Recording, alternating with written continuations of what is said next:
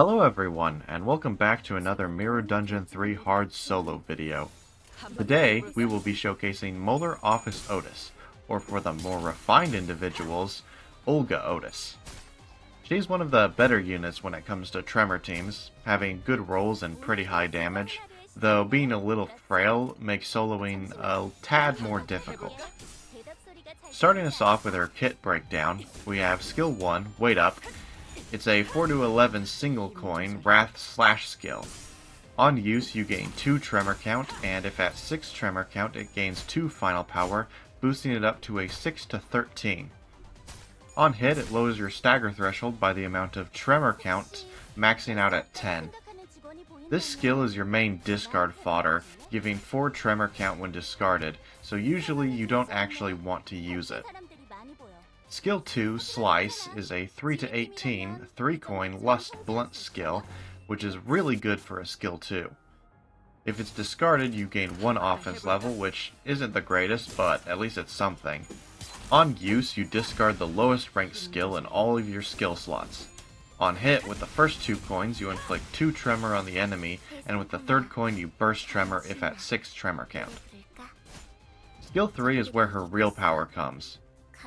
Being a 4-16, 4-coin Sloth Blunt skill, on use it discards the highest ranking skills first before doing the rest, and it spends 10 tremor count to gain plus 2 coin power, boosting its max roll to a 24. The first coin inflicts 4 tremor, and if it's spent tremor count, also inflicts 3 tremor count. Every other coin just bursts tremor. Her defense skill isn't anything special, rolling a 17, but is a useful way to discard if you only have skill 1s.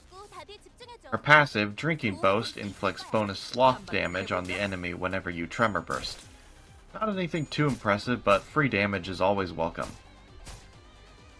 Now, before we can actually jump into the run itself, we actually have to talk about support passives. In most other solo runs, support passives are generally unimportant. Aside from the typical LCB Gregor and Mersault, Chef Ryoshu, and Zwei Sinclair, most support passives boil down to boosting the solo unit's damage in some way, so ultimately it's not worth talking about. However, in this run, there is one support passive that completely alters how it's played. And that's none other than the new Daichi Yi Song. What it does is simple. When you discard a skill, gain 5 times the skill's rank percentage of max HP as shield 2 times per turn. This is one of the single best support passives in the entire game, the only caveat being who can actually use it. Obviously, it gives more value the more HP you have, but even on someone like Outis who doesn't have the greatest HP, it's still invaluable. All you have to do is look at the numbers to see what I mean.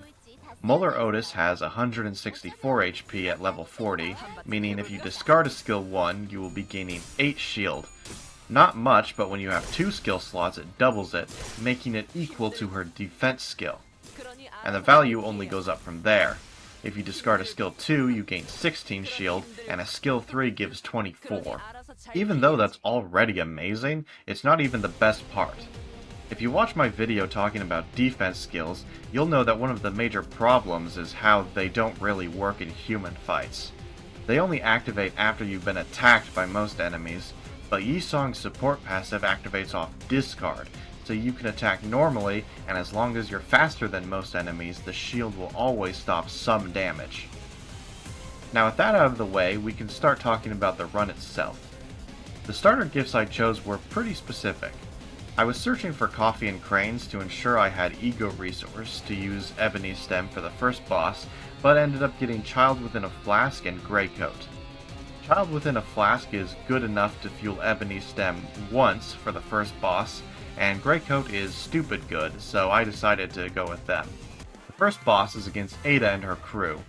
They can be pretty scary if you're Pierce weak like we are, but I decided to take my chances and end up getting Stagger turn 1. Turn 2 I get unbelievably lucky. 3 of the enemies are using defense skills, allowing me to barely hang on and stay alive. Taking advantage of this incredible fortune, I use my one and only use of Ebony Stem, not only staggering everyone except Ada, but healing back half my health thanks to Greycoat. After that glorious display, the fight's over. I have too many skill slots, so with a little bit of stalling to regen all of my health, I quickly wrap up the fight.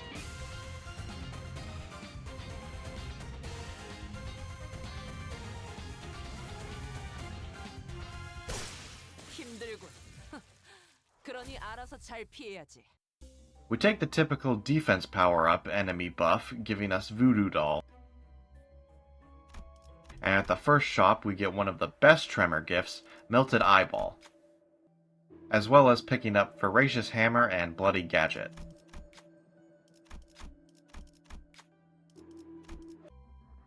We also gain Nixie Divergence after a not-so-challenging encounter. The second boss is a pushover like always. Doomsday Calendar is at least a little more engaging than Ebony Queen, but only because you can't directly target him turn 1.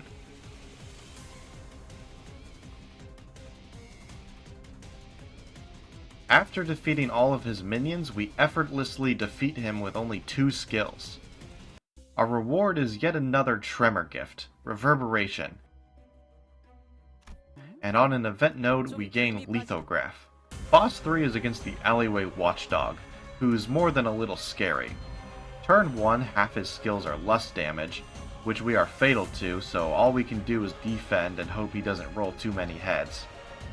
Turn 2, he's doing a ton of damage with both Pierce and Lust attacks, though thanks to beating 2 of them, Yisong's support passive, and getting a little bit lucky, we managed to not get staggered. Turn 3 is a little bit more complicated. I clash with his strongest attack and one on the person part, ensuring that it gets staggered and cancels one of his attacks. I deliberately use a defense skill to guarantee that I discard skill 3, getting the maximum value out of Yiseng's passive. This makes it so I end up taking no damage this turn whatsoever. Everything after is completely trivial. I have enough skill slots to clash with everything, making it virtually impossible for me to lose.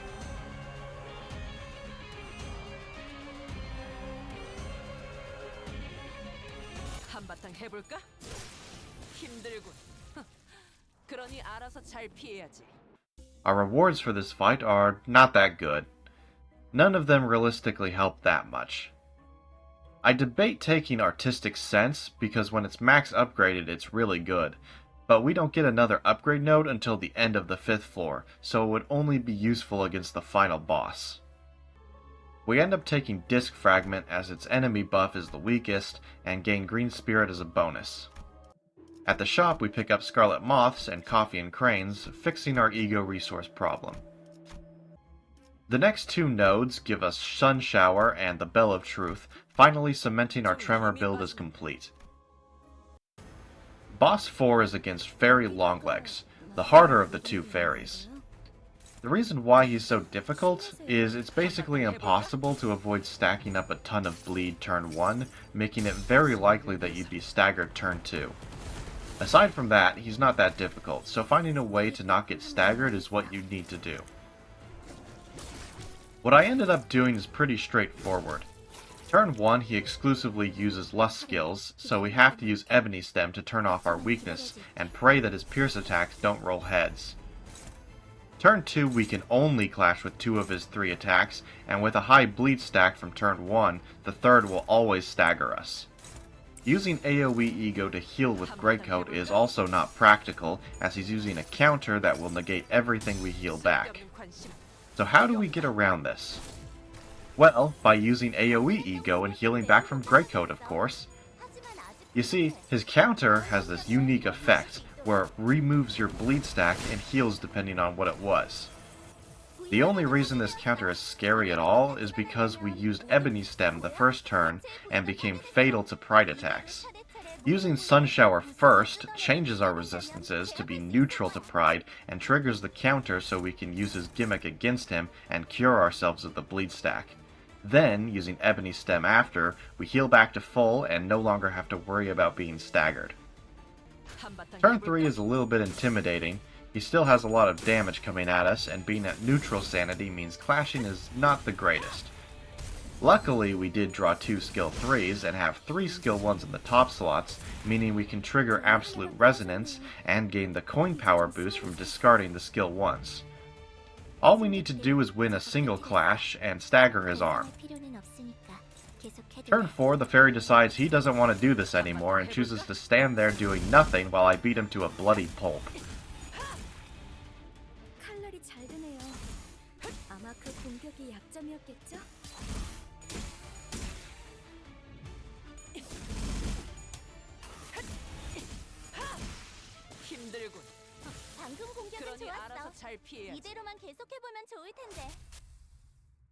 Looking at our rewards, I can't help but find it incredibly fitting that one of them is the 4-leaf clover, though we don't end up taking it and instead choose Special Contract, giving us the Oscillating Bracelet as a bonus.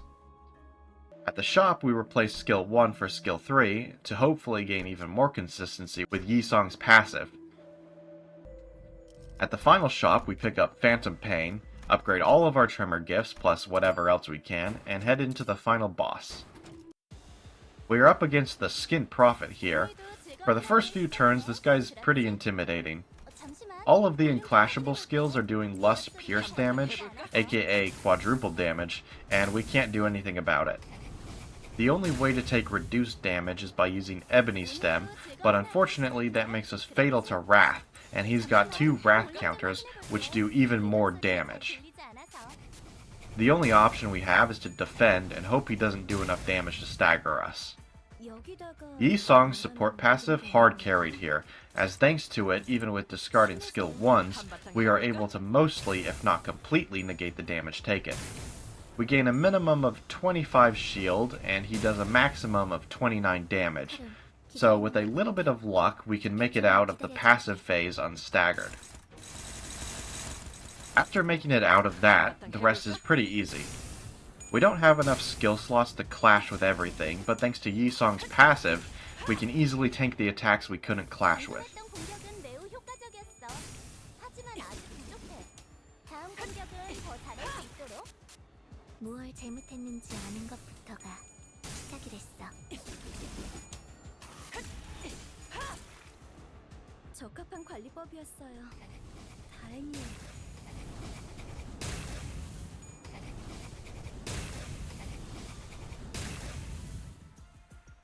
Turn 5, we finally get substantial value out of the Melted Eyeball, as thanks to all the Tremor bursting last turn, the Skin Prophet now has a staggering 30 offense level down, making clashing super easy.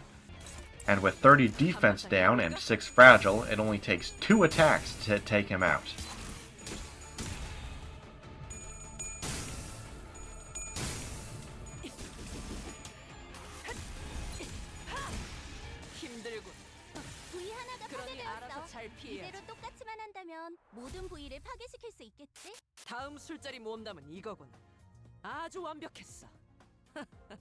And that's how I soloed Mirror Dungeon 3 hard with Olga Outis. The MVP of the run is without a doubt Yi-Song. Without his support passive, this run would have been significantly more difficult, if not impossible. Without a doubt, it's one of the best in the game. Anyways, if you enjoyed the video, give it a like. I'll always be making more content like this, so if you want to see more, hit that subscribe button. I'll see you guys later. Goodbye.